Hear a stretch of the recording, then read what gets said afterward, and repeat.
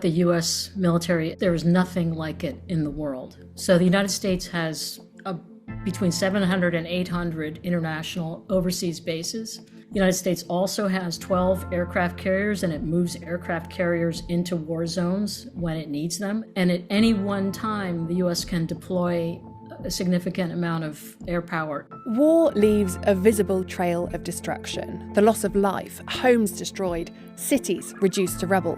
But there's another consequence that's rarely talked about, one that's mostly invisible, yet felt everywhere on the planet. This week, we're asking, what's the climate cost of war? From the BBC World Service, this is The Climate Question, and I'm Greer Jackson. A huge thank you to all of you who got in touch with us about this topic, including Katka from Czech Republic and James on YouTube. A quick note before we start. We'd already planned this show long before the US-Israel war with Iran erupted, and we're recording this 4 days after the initial strikes on the country. But our focus isn't who's right and who's wrong. We're looking instead at the climate impact of military activity, something that remains relevant no matter the conflict. So let me introduce you to the guests who are going to help us unpack that. In the studio, an associate professor at Queen Mary University London who looks at the environmental impact of war. Welcome, Dr. Benjamin Naimark. Thank you so much for having me. And also joining us is the author of The Pentagon, Climate Change and War, charting the rise and fall of US military emissions. At the University of St Andrews in the UK, Professor of International Relations, Nita Crawford. Hi, Nita. Hello. Now, my understanding is that you can kind of divide this two ways. You can look at the carbon footprint of wartime activities and also the carbon footprint of militaries in peacetime. So let's just look at the former first with you, Benjamin, if I may. Do we know what the overall carbon cost of war is? We are measuring it. We are estimating what might be the carbon footprint of war. For example, we studied the carbon footprint of the Gaza war.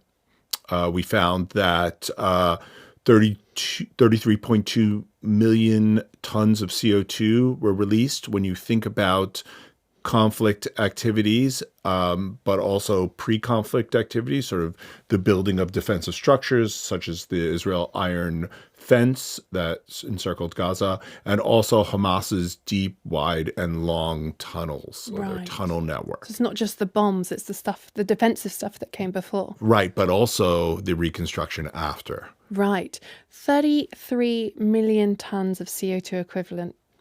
Put that number into context for me. Well, if we want to think about it into context, it's the value equal to about the total carbon uptake of about 33 million acres of forest in a year, or the annual emissions of a medium to small country such as Jordan. Right. So significant then. Yeah, quite significant. And it's intense. And how does that compare to Russia's large-scale invasion of Ukraine? Yes. So we have to be careful also about comparing wars. Wars are different. Every war is different, right? Geography, topography, ecological sensitivity, the number of countries involved, the type of weapons used.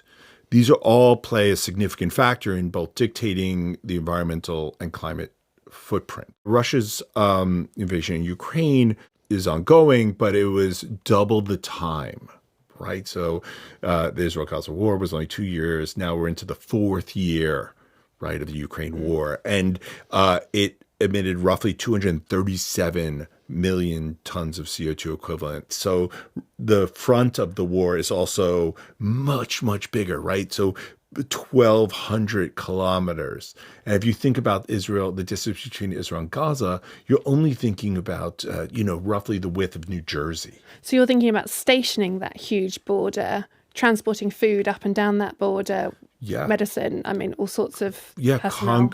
Concrete bunkers, fortifications. Also in Ukraine, the researchers have found that forest fires of natural landscapes have released a significant amount, roughly 22% of the war's carbon footprint, just fires alone. I know you said that no war is identical. There are lots of different factors that contribute to whether a particular war might have a bigger or smaller carbon footprint. But what are the big contenders here? You've mentioned concrete. How big a contender is that versus, say, jet engines that are bringing in the airstrikes? Yeah, sure. Well, we know that some of the heavy hitters are in Gaza, the 100,000 tons of munitions that were dropped, or the 900,000 liters of fuel, of jet engine fuel, or the heavy diesel from tanks. These are all probably the real heavy carbon emitters in this war. However, we need to remember that 7% of global emissions of CO2 emissions are from the roasting and clinkification, what they call the clinkification of cement, right, which then makes concrete. This is really a significant hidden emission that we find. And then I think what is probably the largest emitting factor is the reconstruction, right? So if you think about all that concrete that then is going to need to be relaid. And the steel as well, which is steel, another big rebar, and then the restocking of all these munitions and the weapons. Mm-hmm. Okay. I mean, I feel like this is a really good point to bring in you, Nita, because I know this is something that you look at a lot. And I'd really like to talk about this in the context of the US-Israeli war with Iran, because that's predominantly been airstrikes, right? And these attacks have been launched from US military bases in that region, which is only possible because of that presence they have there, right? How does that all come together in terms of when looking at their climate emissions? We have to think about the U.S. military as sui generis. There is nothing like it in the world. So the United States has between 700 and 800 international overseas bases. So as you mentioned, some of the strikes in the war occur from those bases that are already there in Saudi Arabia. The United States also has 12 aircraft carriers, and it moves aircraft carriers into war zones when it needs them. And at any one time, the U.S. can deploy a significant amount of air power anywhere in the world, given the range of the aircraft. On the aircraft carriers will be short-range fighters, and then the United States also flies aircraft, the B-2 from the United States continent, and that's a 17-hour round trip, and that's a lot of fuel too. Making war for the United States is both easy because of its tremendously long-range capabilities and pre-positioning, but also because it can move these basically floating bases anywhere, anytime. Benjamin, what do you think? You're seeing a lot of these, aerial drones, and one might think about that these might be less carbon intensive.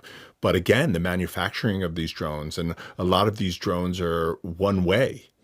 Right? Oh, so they don't come back? Well, no. I mean, it used to be during the Iraq War and whatnot, we used the MQ-9 Reaper, or it was Predator back then, but now it's the Reaper, right? And this was the idea where you would have a drone that does return, right? It's piloted remotely. Now you have this drone that is essentially built to detonate on site and not come back. Right. And so you have all these other environmental effects from that. Mm-hmm. Mm-hmm. I didn't realize. I mean, I want to come back to this idea that warfare is kind of changing and what that might mean for the sort of overall footprint of wars as we move forward. But Nita, I just wanted to talk briefly about the sort of the climate cost of peacetime, military in peacetime, because as you've alluded to, there's so much more going on than just the wartime emissions. Could you give us a sense of what those things are, what the big emitters are, if you like?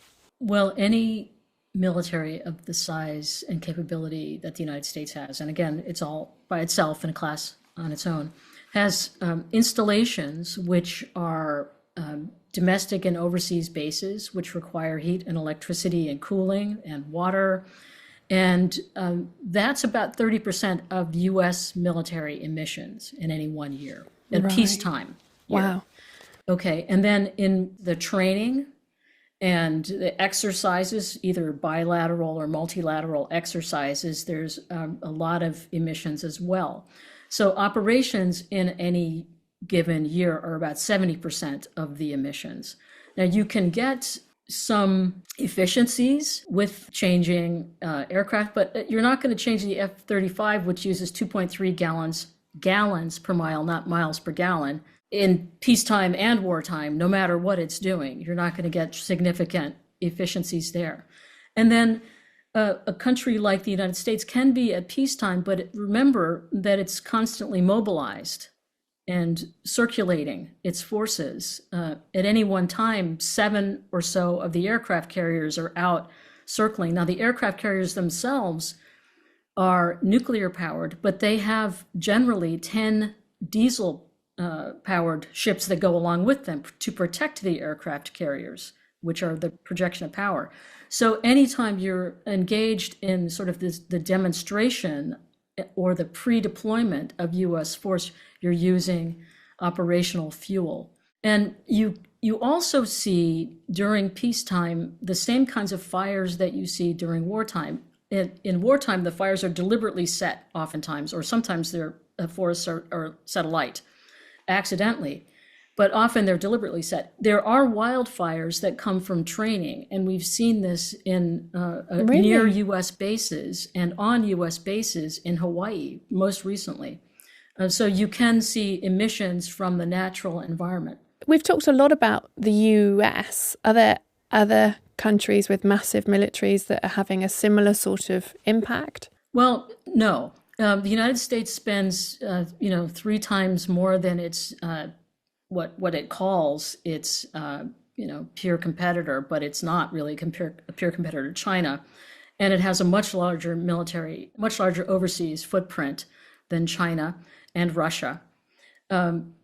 They are building up in part in response to the U.S. But I think when you look at countries like the UK and France and Germany, they are also building up. They're increasing their military spending. And what we know is that when military spending increases, emissions go up. So why does more spending drive the whole economy and therefore more emissions? The main driver for the United States, for example, of their military industrial emissions is procurement of new weapons, right? And so when you procure these new weapons, they have requirements, they're called, that is, characteristics that are higher than civilian characteristics. So they have to fly at 70,000 feet at Mach 3.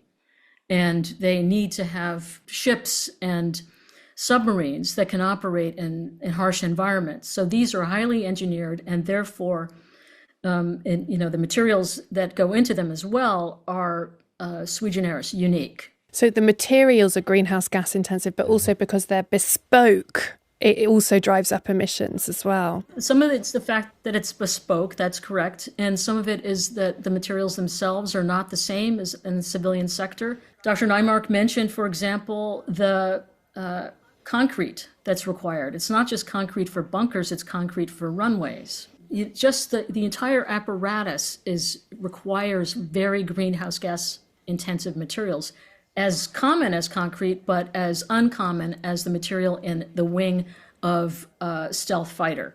Right, okay. And that this is part of the reason it goes up. And then the other thing is when countries militarize their economies, the military industry then tends to shape the civilian industry, right? So those technologies get pushed out into the civilian industry, and those greenhouse gas intensive activities and economies sort of shape the civilian side, just as they shaped the US side post-World War II, for example, when the United States decided that it needed an interstate and defense highway system to transport its military equipment to the different coasts.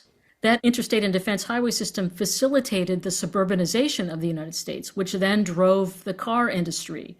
So built more cars. So you changed the entire economy of the United States, in fact, to suit the military requirements, but it ends up shaping the civilian lifestyles long after.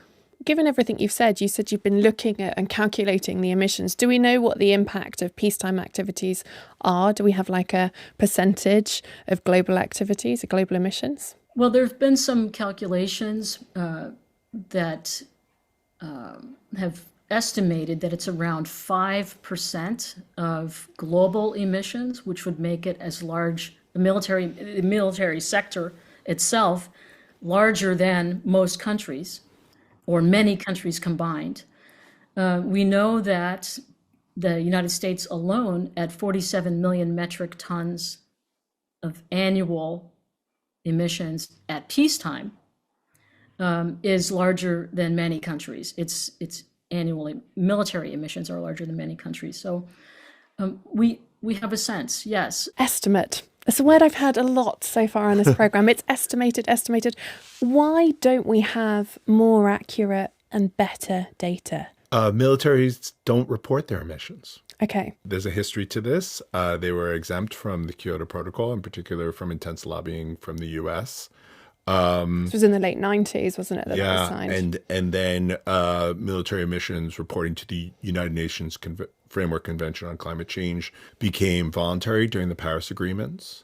And since then, we've not had very clear and transparent reporting from militaries. So you have some data points. That's right. And you're kind of connecting the dots and making your best estimate from there.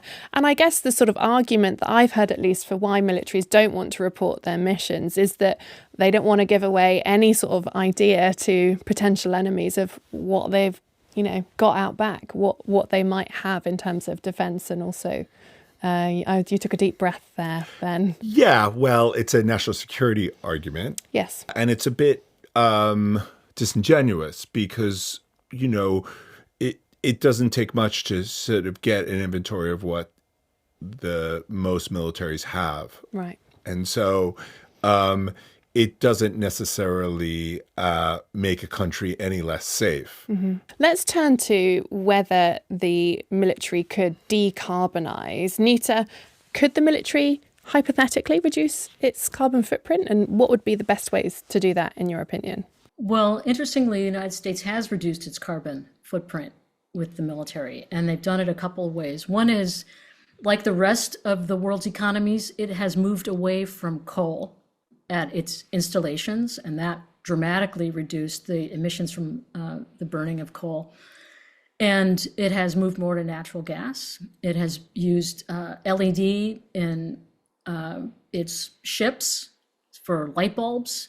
It's gotten micro efficiencies and these kinds of macro efficiencies. And that has meant that its emissions have gone down. But the real savings would be to change the training and operations of militaries and to reduce their bases. For instance, in regions where the mission is no longer so important. For example, at the end of the U.S.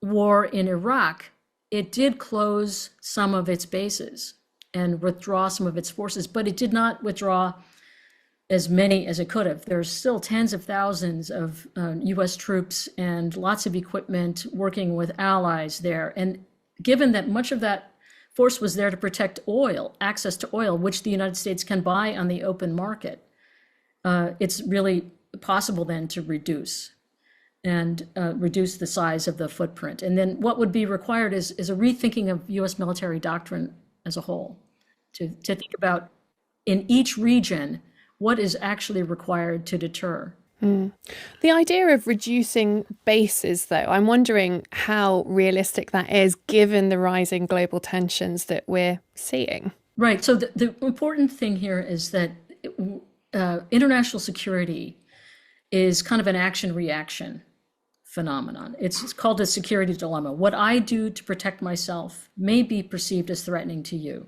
So when we're in a cycle of increased tension, as we've been, what we see is countries increasing their military spending, and then their adversaries increase their military spending, and you see spending and forces ratchet up. If we can get on a cycle where there's mutual and balanced force reductions, arms control, negotiations to resolve conflicts peacefully, then I think we can ratchet down. But it requires rethinking or thinking more creatively and not reaching for the weapons you have just because they're out and available, and looking at the entire toolbox. Just to follow up here, militaries are already decarbonizing in a way. They're electrifying, right? Their bases, their equipment, drones, for example, we mentioned before. They're in some ways, whether they like it or not, they're detethering from fossil fuel infrastructure, which is bloody, which is expensive, which is a security risk, right? If we look at the huge oil terminal in Saudi Arabia right now, which is being targeted by drones. And so there is a significant movement, particularly on bases, as we mentioned before. There's a lot of electrification. There's a lot of solar panels going up, right? So there, you do have a shift in the way in which bases are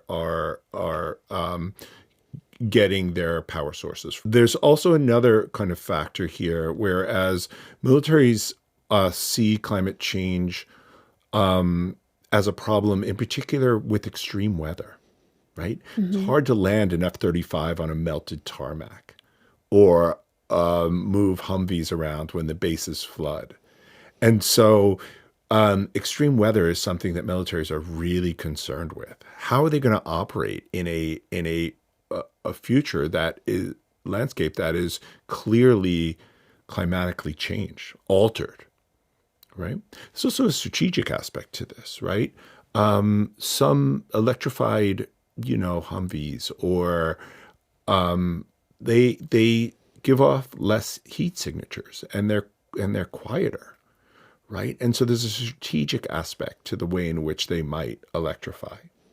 Because they can't be spotted as easily. Yeah. Interesting. I mean, the other sort of big thing that we haven't talked about is the fact that climate change could drive more instability and that could inflate the emissions from militaries more, right, Nita? It used to be the case that militaries didn't think too much about climate change. They began to think a lot more about climate change when they appreciated that instability could follow. And in particular, people have been concerned about mass migration away from places which are too hot or too wet for people to live. So you can solve the mass migration problem many different ways. But one of them is to sort of put up walls and prevent people from entering, and create a sort of lifeboat system where your country is self-sufficient and others can just fend for themselves. The other thing that people have been concerned about is whether there'd be conflict over material like lithium or the material for batteries, that other materials like magnets and so on. And this resource war notion is alive and well also among militaries. The idea that civil unrest could break out. All of these are concerns that militaries have raised with regard to the changes that are being wrought by increased carbon dioxide in the atmosphere and rising sea levels and so on. So I think that these, again, could be addressed by greater militarization, or we could look to the roots of these problems and solve them another way. For instance, you can deal with the civil unrest by helping countries respond to the hotter, wetter, or drier conditions that they face. And that kind of assistance is money better spent, actually, than military spending. It is better to spend money to help countries that are in places that are vulnerable and reduce the pressures rather than to defend against what you think might happen or may not happen. Professor Nita Crawford and Dr. Benjamin Naimark, thank you so much for your time this week. Thank you so much for having us, Graham. Thanks, it's been a pleasure. And thank you for watching. As you've heard on today's show, we love answering your questions. So if you've got one, then do comment it below and we'll try and answer it in a future show. And don't forget to subscribe to the BBC World Service YouTube channel so you don't miss out. I'm Greg Jackson and I'll see you next time.